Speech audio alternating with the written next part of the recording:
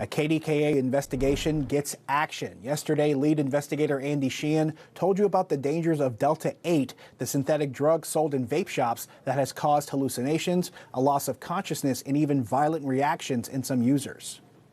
22 states have banned or severely restricted the sale of Delta-8, but Pennsylvania is not one of them. However, as Andy reports tonight, that may now change.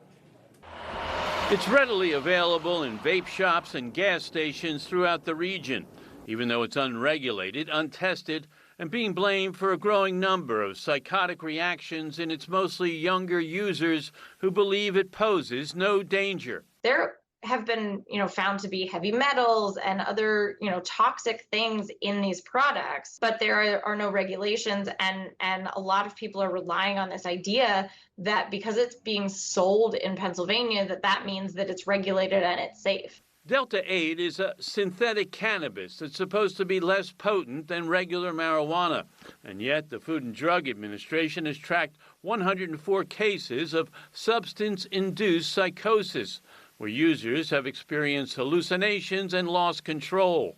Those did not include Jasper Hilliard, a former Pitt student who took Delta-8 3 years ago and randomly stabbed Al Carlson 7 times in Shadyside. Just last week, a judge found Hilliard guilty of attempted homicide, but his father blames the availability of the drug with no ban in place in the state.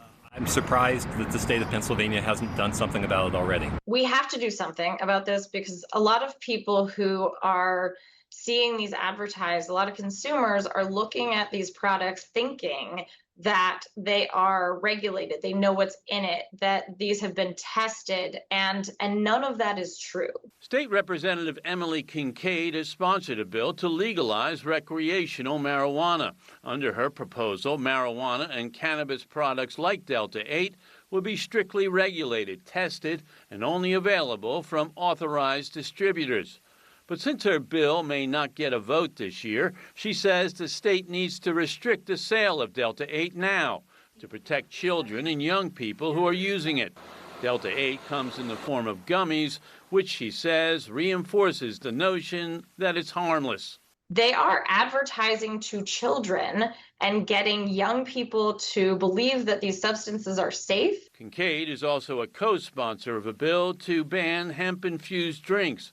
And she says she will either expand that to include Delta-8 or craft new legislation. At the very least, we should be regulating it so that Pennsylvania consumers know what it is that they are ingesting, that they understand the risks. But I think the easiest way to do something would be to actually to ban it. Now, the Trump administration has proposed new restrictions on Delta-8, but enforcement is an open question.